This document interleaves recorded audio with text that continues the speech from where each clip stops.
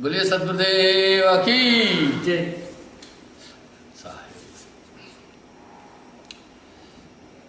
जय खोजत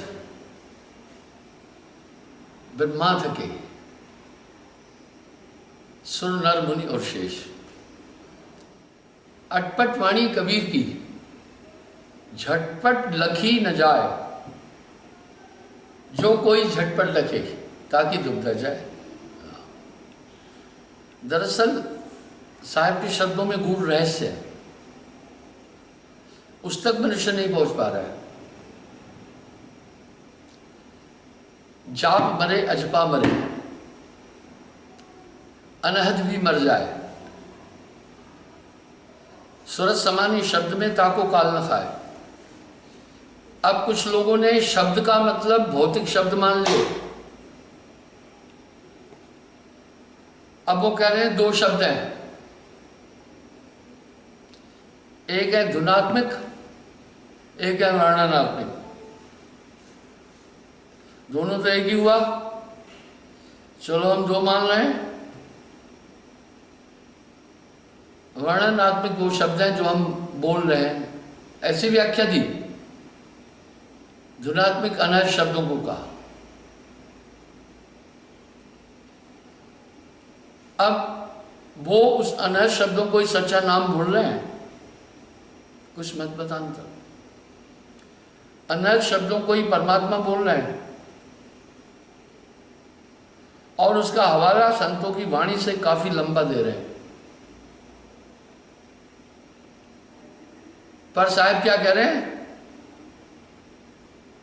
शब्द शब्द सबको कहे, शब्द न चीने कोय, शब्द न चीने कोय। शब्द है सुनने के 12। भाई सभी शब्द शब्द बोल रहे हैं। शब्द न बूझे कोई, सो तो शब्द विदेह है।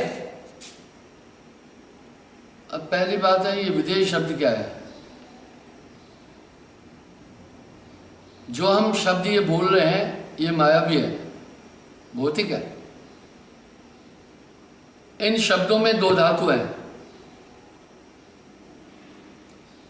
एक है वायु तत्व, एक है पृथ्वी तत्व। आप देखिए जब इंसान बोलता है तो मुंह से वायु निकलती है,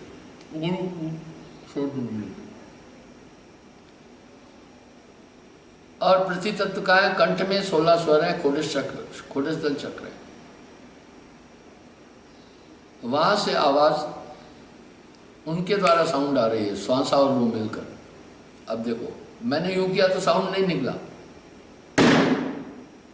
ये इंटैक्ट किया एक मैच के साथ में तो सब शब्द। इस तरह वो हमारी वायु, वो खोडस्थल कमल कहलाता है, वहां जब पहुंचती है तो साउंड निकला। जो अंदर में आवाजें हो रही हैं, अनहद धुने, वो कह रहे हैं ये सच्चा नाम है। कभी नहीं। लोग भ्रमित है, वो कह रहे हैं वही सच्चा नाम है, वही आनंद है, वही आंतरिक नाम है। अब यहां साहब अपेक्ष कर रहे हैं, आप गौर करो ना। और कंप्लीट ऐसे लोगों के लिटरेचर में कबीर साहब समाया हुआ है अंदर, पर उन्होंने लोगो अपना लटकाया हुआ है, कबीर साहब का नाम नहीं है। जाप मरे अजपा मरे, अनहद भी मर जाए। ये अनहद मर जाती है। सूरज समानी शब्द में ताको काल न खाए। अब यहां प्रूफ दे रहे हैं, फिर कौन सा शब्द हुआ वो कहन सुनन से न्यारा है, सो तो शब्द विदेह है। अब पहले ही पायदान पर उनकी ये बात कट गई। जिन दोनों को सच्चा नाम बोल रहे हैं साहब कह रहे वो तो खत्म हो जाता है, वो तो अविनाशी है परमात्मा। जाप मरे अजपा मरे, अनहद भी मर जाए, सूरज समानी शब्द में ताको काल न खाए। वो एक स्टेज है, भंवर गुफा में शब्द हो रहे हैं। संतों ने वो एक पॉइंट बोली है, उनको सच्चा परमात्मा नहीं बोला। जो अंदर में धुने हो रही है वो नाड़ियों के संयोग से। मैंने कई बार बोला, आप दोनों मुट्ठियां और दांत जोर से बीचो तो आपको अंदर में धुने ज़्यादा सुनाई देगी। और हमारी नाड़ियां बाकी सब चीज़ें काम कर रही हैं। इसलिए ये जो शब्द की घोर चहोरते हैं, ये जो झनकारें हो रही है, ये भौतिक है। दूसरी जगह फिर साहब क्या कह रहे हैं, सो सतगुरु मोहि भावे, जो आवागमन नसाए, आंख न मूंदे कान न रूंधे, नहीं अनहद उड़ जाए। बोले अनहद धुनों में भी नहीं उलझाए। भाइयों, इसी तरह अटकल बच्चों की जोड़ी तोड़ी बातें लेकर के अपना काम चला रहे। नाम, वो नाम साहब क्या कह रहे, वो इन्हीं को नाम कह रहे हैं ना।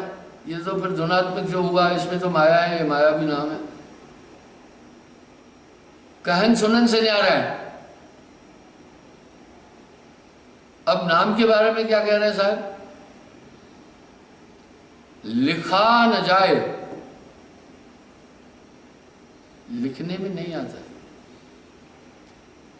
पढ़ा न जाए, पढ़ने में भी नहीं आता, कहा न जाए, कह नाम,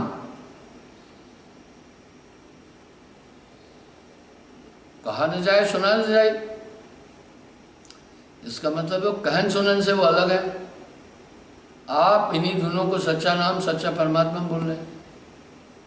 जो राइटर्स हैं उनको सिर्फ उन्होंने विद्या का इस्तेमाल किया, उनको आंतरिकता का कोई ज्ञान ही नहीं है।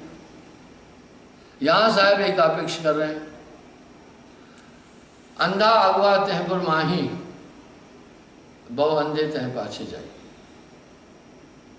इसलिए वो सार शब्द, किसी से मैंने पूछा भाई सार शब्द क्या है, बोला गुरु ने बताया है, बोलना नहीं है। वाह शायद, शाबाश। मैं पूछता हूँ अनंत अपना सुषुम्ना नाड़ी कैसे खुलती है, कहते ये भी कहा है गुरु ने, बताना नहीं। चलो ठीक है, ये तो अच्छा जवाब है, बड़ा पता नहीं, सिर्फ ये बोलते जाओ। वाह। वहां से जुड़े बहुत से लोगों से जो मुझसे दीक्षा लिए, उनसे मैं पूछा भाई आप तो आप हमारे हो गए, आप ही हमें बताओ। बोला गुरुजी कख नहीं पता हमें, कुछ नहीं, बस वैसे ही हम मगन रहते थे वहाँ, हमें नहीं पता है। वो तो आपके पास आने के बाद हमें ये चीज़ जानकारी हुई। इसी तरह इसमें बड़ी शंकाएं हैं। अब दूसरी अध्यात्म जगत में जो लोगों में शंकाएं हैं वो सुने। मेरे पास जब भी कोई आदमी आकर बातें करता है अध्यात्म की, तो मैं उससे पूछता हूँ तुम अध्यात्म जगत में अगर गए हो तो किस द्वार से गए, किस मार्ग से गए, किस खिड़की से। वहां गाड़ी अटक जाती है। मीन पपील व्यंगम, उनको ये भी नहीं पता है।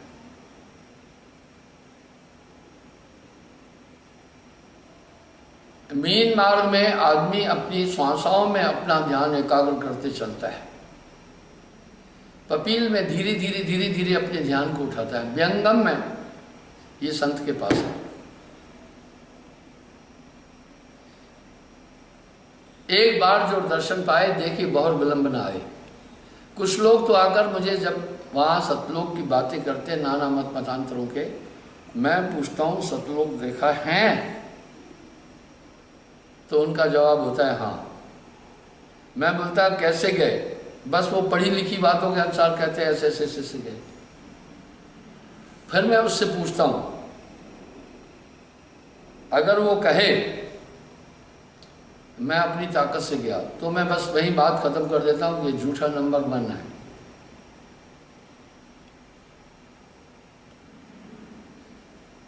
मार्ग में 70 प्रलय मार्ग माही,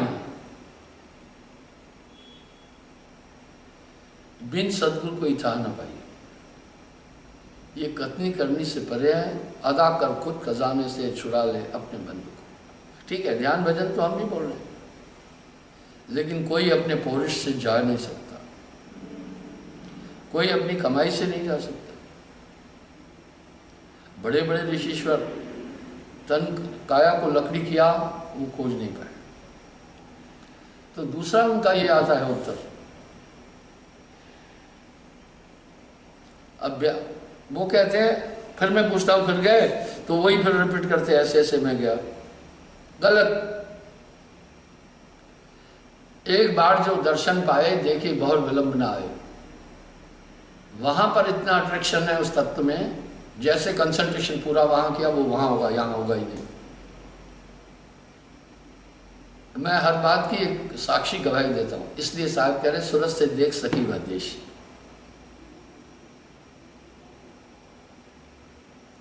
इस तरह कई लोग तर्क वितर्क करने वाले मेरे पास पहुंचते हैं। मैंने कुछ दिन पहले एक और बात बताई थी। एक हिमाचल से आया, बड़ा इंटेलिजेंट बन रहा था और काफ़ी साहब की वाणी पर उसका रिसर्च था। जहाँ जहाँ मैं कुछ बोलता था वो टोक देता था। वो संभवतः थोड़ा लोगों में अपनी प्रसिद्धि चाहता होगा। खैर कोई बात नहीं, प्रसिद्धि चाहिए तो कोई बात नहीं है। मैंने उनसे 2-3 सवाल जब पूछे, उसको कोई भी पता नहीं था किस रास्ते से आना है, कैसे जाना है, आपने साक्षात्कार किया या नहीं किया। गाड़ी अटक गई। जब मैंने थोड़ा बहुत दिया, उसी समय मुझसे वो दीक्षा बोला, मैं अभी दीक्षा ले लूँ। ये थोथा ज्ञान जो होता है, ये अहंकार से उत्पन्न होता है। कहे कबीर ये सैन गुंगा तणी, होए गुंग तो समझ पाए। मैं आपको एक बात, ये अहंकार से बात नहीं बोल रहा हूँ। मेरे पास फैजाबाद के सेठ रामचंद्र जी एक भद्र व्यक्ति को लाए। बोला गुरुजी ये वाइस चांसलर रहे हैं और हिंदी विभाग के अध्यक्ष रहे हैं, पीएचडी है, बड़ी ऊंची पोस्ट पर थी। मैंने उनसे पूछा पीएचडी किस पर किए है? कबीर साहब पर। वाह, मैंने कहा आज तो मुझे एक भेदी आदमी मिल गया, इनसे थोड़ी बात कर लेता हूं। जब कुछ प्रश्न हुए तो हंसला प्रसाद सिंह जी उनका नाम, वो काफी प्रभावित हुए। कई चीजें मैंने बोली, आधा पौन घंटा उनसे सत्संग हुआ। ये मैं अहंकार कुछ नहीं बोल रहा हूं। पता है उन्होंने क्या कहा? 5 साल रिसर्च करने पर जो ज्ञान नहीं मिला, आपने मुझे 5 मिनट में ज्ञान दे दिया। ये कोई एक ऑर्डिनरी आदमी नहीं बोल रहा है, एक यूनिवर्सिटी का वाइस चांसलर बोल रहा है। आप नेट पर भी देखते रहे, ये उज्जैन यूनिवर्सिटी, विक्रमादित्य यूनिवर्सिटी के वाइस चांसलर रहे। तो कहने का मतलब यह है,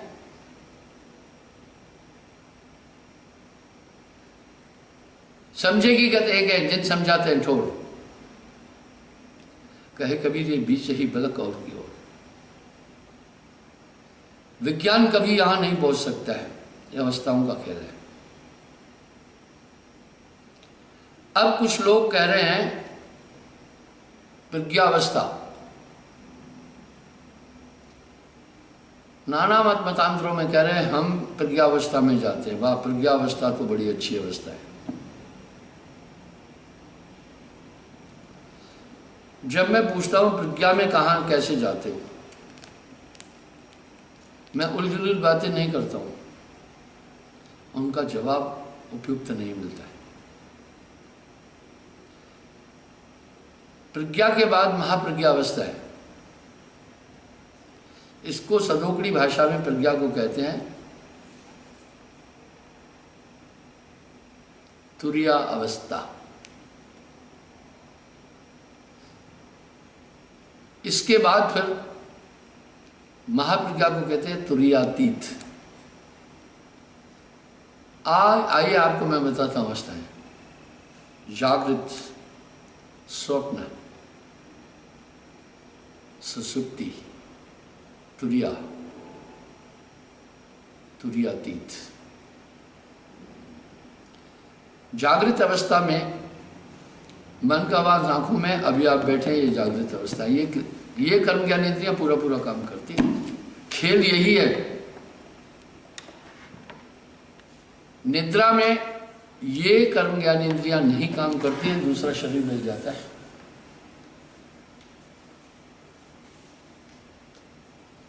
प्रज्ञावस्था में और सुषुप्ति में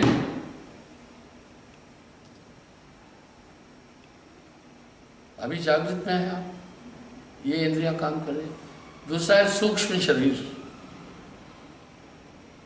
पहले मैं अवस्थाएं बताऊंगा, जागृत, स्वप्न, सुषुप्ति, तुरिया, तुरियातीत।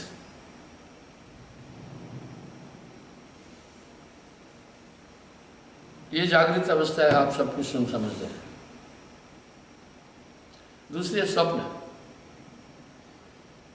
स्वप्न अवस्था में ये कर्म ज्ञान इंद्रियां नहीं काम करती है, ये चीज हो जाती है, एक आंतरिक शरीर काम करता है। इसलिए जब आप स्वप्न में चले जाते हैं, अपने इर्द गिर्द की सभी चीजें देखते हैं, लेकिन आप खुद को नहीं देख पाते। आपकी आत्मा का वास जागृत में होता है, आंखों में।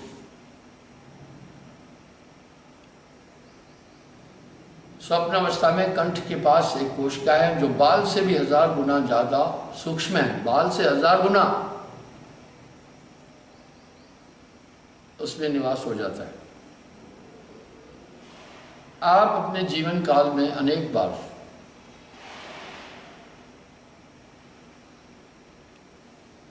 उस अवस्था में गए हैं, पर आपको पता नहीं कैसे गया। वाह, ये कौतुक है। इंसान अपने जीवन का 1/3 हिस्सा नींद में गवाता है। आप स्वप्न की दुनिया से आपका बहुत गहरा संबंध है। हजारों बार आप इस अवस्था से निकले हैं, इस शरीर से निकले, उसमें गए और पता नहीं चला।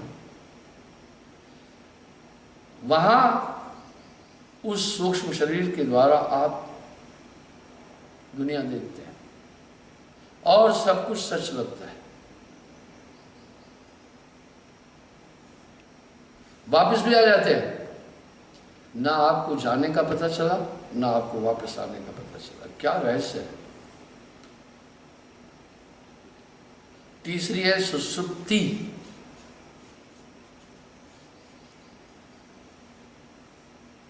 सुषुप्ति अवस्था में आदमी का कंसंट्रेशन नाभि दल में पहुंच जाता है।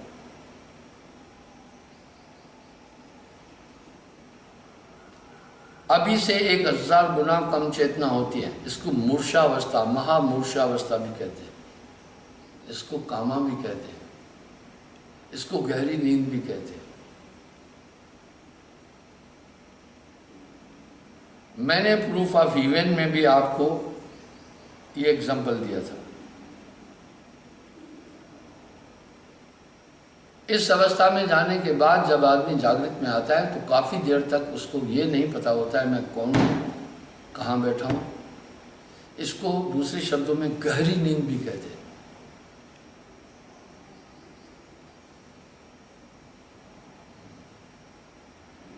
चौथी अवस्था है तुरिया। तुरिया अवस्था में ये वो अलग अवस्था हो जाती है।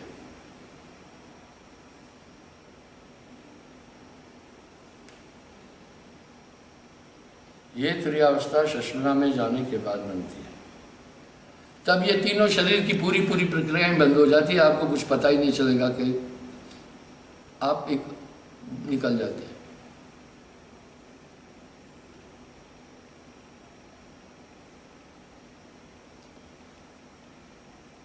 तुरियावस्था में आप सुषुम्ना में पहुंच जाते हैं।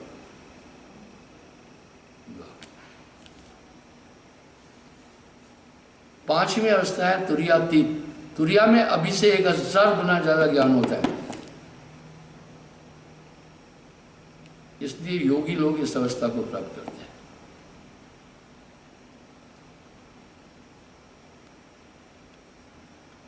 और उस अवस्था को प्राप्त करके सिद्धि और शक्तियों की प्राप्ति करते हैं। पांचवी है तुरियातीत अवस्था। ये शून्य में पहुंच जाता है, जहां मन अति गौण हो जाता है।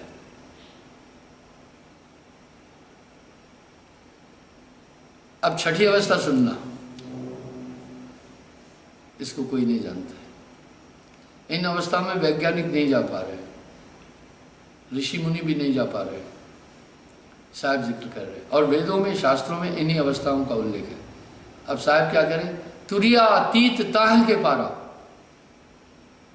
हाँ तुरिया तीत, तुरिया तीत ताह के पारा, विनती करे तहदास तुम्हारा। इन रहस्यों को कोई भी नहीं खोल रहा है। माला लक्कड़ पूजा पत्थर तीर्थ है सब पानी, कहत कबीर सुनो भाई साधु चारों वेद कहानी। रटी रटाई बातें, चार बात वहां से ली, दो वहां से ली, ले लेकर अपनी मिक्स दुकान चला रहे। यहां साहब अपेक्ष कर रहे हैं, अंधा अगुआ तह पर माही, भाव अंधे तह पीछे जाई। अंधा मिल अंधे को पेलिया, दोनों परिकोप के माही। इसी प्रकार इंसान के पास 6 शरीर हैं। अब तुर्यातीत पर मैं आगे बोलूंगा। पहला शरीर है स्थूल शरीर, अवस्था चेतन, इंद्रियां काम कर रही, ये शरीर बैठे या स्थूल अवस्था शरीर। दूसरा है सूक्ष्म, आपको नींद में प्राप्त होता है, जिससे आप सभी चीजें देखते हैं। तीसरा है कारण,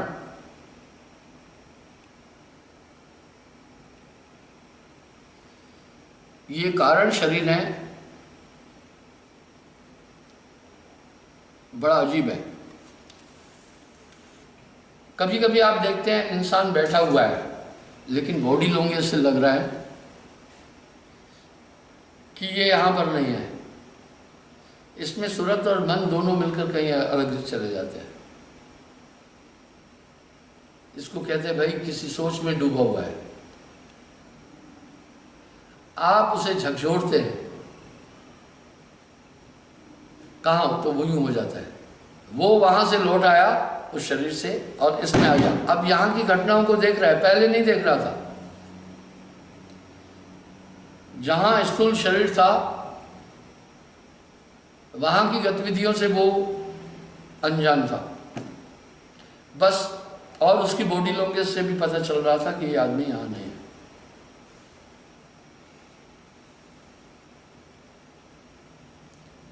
चौथा है महाकारण शरीर। इसमें साधक क्या करता है?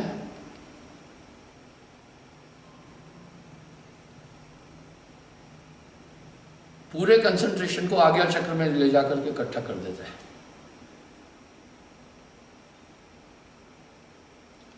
ये चक्र शोधन चक्र बोधन में आता है।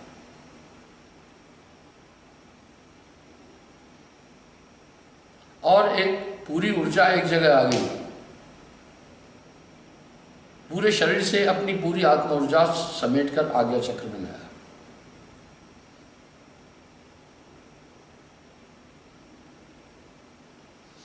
और जो कुछ देखता है उस समय चेतना बहुत बढ़ जाती है, रिद्धि सिद्धियां भी प्राप्त हो जाती है, कल्प शक्तियां प्राप्त हो जाती है। पर ये बहुत कम जानते हैं और पाखंडबाजी ज्यादा चलती है। बस बात यह है, माया बंबई से और खबर कहे मोरे भाई। पांचवा है ज्ञानदेही। वो समस्त इंद्रियों को पूरा साथ देता है, सभी चीजों से बिल्कुल एकाग्र होता है और ब्रह्म चिंतन करके ब्रह्ममय होता है। फिर कहता है अहम ब्रह्मस्मि। इस मुकाम तक पहुंचना बहुत मुश्किल है। ऋषि मुनि इसी मुकाम की प्राप्ति की कोशिश करते थे।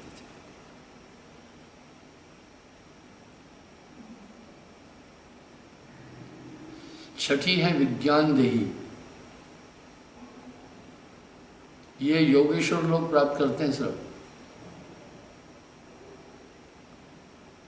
इस विज्ञान देही में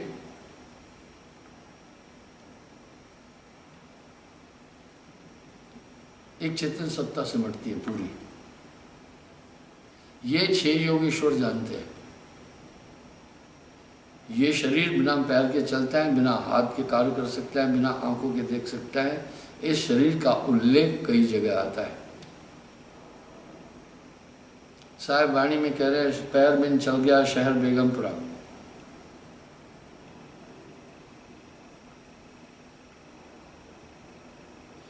घर घर मंत्र देत फिरत हैं महिमा के अभिमाना, गुरु सहस शिष्य सब बूढ़े अंत काल पछताना। गुरु लोभी शिष्य लालची, दोनों खेले दाव, दोनों बूढ़े बापरे बैठ पत्थर की नाव। अंधा अगवा तें परमाई, बवन देते हैं पीछे जाए। ऐसा होता है। कुछ ऐसे लोग थे जिनकी क्रियाकलाप पंथ के विरुद्ध थे, उनको मैंने निकाला। उनमें से 3-4 आदमी, 2-3 आदमी नामदान दे रहे हैं लोगों को, और भोली वाली पब्लिक वहां पहुंच जाती है। इसी तरह गुरु जी के भी कुछ शिष्य थे, उनमें से 6-7 आदमी अपनी मर्जी से नामदान दे रहे थे, पर वो आखिर में चोट खाते हैं। वो कैसे चोट खाते हैं? एक था वैद्य काफी बुजुर्ग था, उसका झोला झपटा उठाने के लिए एक मुंडू था।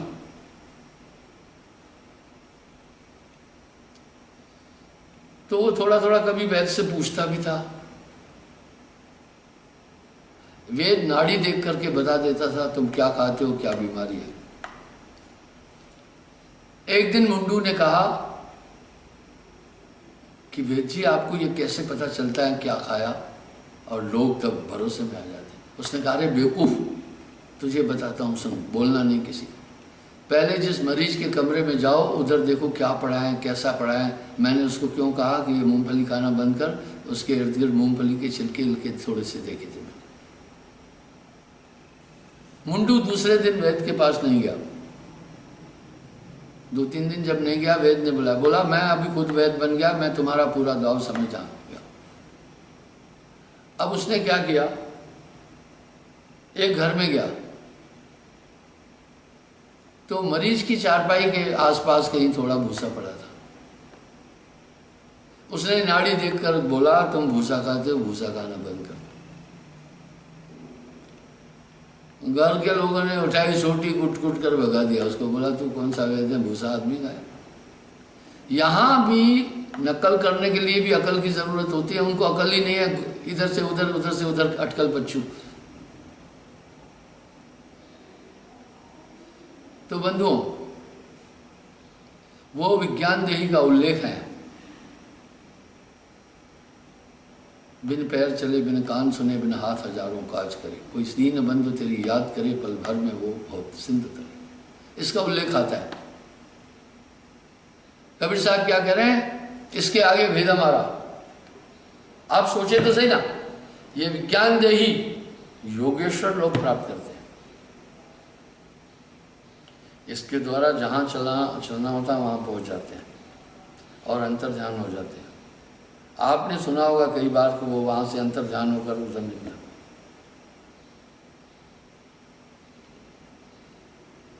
मैंने आपको अवस्थाएं बताई छे, इस तरह शरीर छे। अब साहब क्या करें, इसके आगे भेद हमारा, जाने का कोई जाना ना। ये विज्ञान देही से ये जीव सूरत सागर के आसपास तक पहुंच सकता है, मानसरोवर तक, आगे नहीं जा सकता। और यहां भी मन होता है। जब उस सूरत सागर से गुरु कृपा से आगे जाता है, मन वहां छूट जाता है, तो वो सूरत की देही हंस रूप होता है।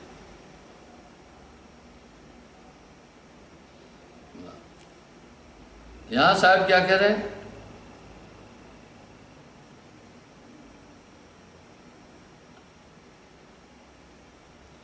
यहां साहब एक चेतावनी दे रहे हैं। झूठे बनिज की झूठे सो, पूंजी सबन मिलहारी, नर को नहीं पड़ती तुम्हारी। ये झूठ की तरफ लगा हुआ है। खट दर्शन मिल पंच चलायो त्रिदेवा अधिकारी। ये खट दर्शन भक्ति का संचालन क्षेत्र, जोगी जंगम सेवड़ा कर्मकांडी सन्यासी दरवेश, बोला इसी राह पर दुनिया चल रही है। राजा देश बड़ो परपंचो, रैयत रहत उजारी। यानी इस देश का राजा मन है, रैयत जनता को इसने भ्रमित किया। इत्ते उत्ते इत रहो जब की शांत सवारी।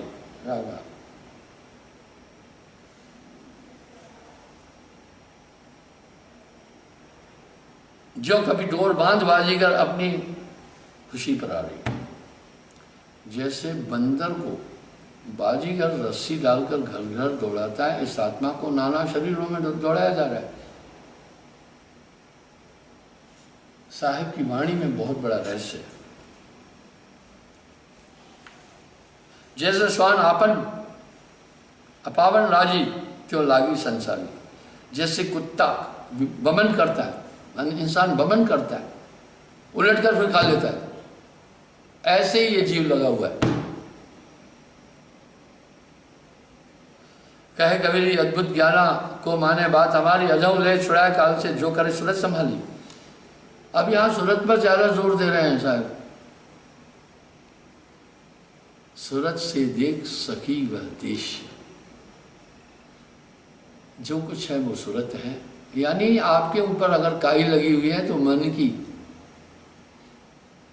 पारस बेचारा क्या करे जब लोहा कोटा होए, गुरु बेचारा क्या करे जब चेला कोटा होए। आपकी सुरती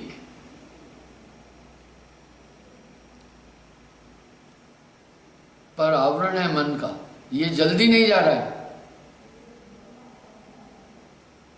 सुहागा सोने को चमकाता है, तेजाब चांदी को। इस तरह ये नाम रूह को साफ करता है। अब नाम पर भी दुनिया के लोग तमाम तरह की बातें कर रहे हैं। अकह नाम सो कहा न जाए, लिखा न जाए, इस तरह ये 6 शरीर है। अब नाम नाम नाम सब जगत बखाना, नाम भेद कोई बिरला जाना। सो तो नाम विदे, कहा न जाए लिखा न जाए, कहन सुनन से न्यारा है, वो इन तत्वों में नहीं आता है। आपने सुना होगा लोग कह रहे हैं आत्म तत्व, यानी आत्मा भी कुछ वस्तु है ना, पर ये पंच भौतिक तत्वों से हम परिचित हैं। वो आत्मा इन पंच भौतिक तत्वों से परे है। आपने एक उल्लेख और भी सुना होगा, परमात्म तत्व। वो इन आंखों से, इन कर्म ज्ञान इंद्रियों से नहीं जाना जा सकता किसी भी कीमत से, बस सूरज से जाना जा सकता है। आप देख रहे हैं वैज्ञानिक लोग खगोल की क्रियाएं ब्रह्मांड में देखते रहते हैं, आपको नहीं दिखाई दे रही। उनके पास ऐसे ऐसे माइक्रोस्कोप्स हैं जो आंख से 10 लाख गुना ज्यादा देखते हैं। फौज में दूरबीनें थी, इंफ्रारेड सिस्टम दूरबीनें भी थी, हमने उनका प्रयोग किया। 5 किलोमीटर पर खड़ा हुआ आदमी ऐसे लगेगा कैमरे के पास ही खड़ा है। इस तरह अंतर दुनिया आप इन कर्म ज्ञान इंद्रियों से नहीं देख सकते हो। जब गुरु एक दृष्टि देता है तब इंसान देखता है। लोग इन चीजों को समझ ही नहीं रहे। औरन को समझावते मुख में बढ़ गई रेश। वाह वाह वाह, साहब कह रहे हैं अपनी वाणी में बड़ा साफ। क्या कहूं कुछ कहा न जाए, लिखा न जाए, पढ़ा न जाए, कहन सुनन से न्यारा है।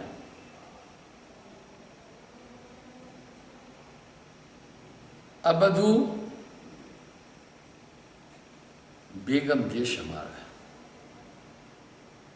जो पहुंचा जानेगा भाई कहन सुनन से न्यारा। ये रहस्य दिया है साहब ने दुनिया को।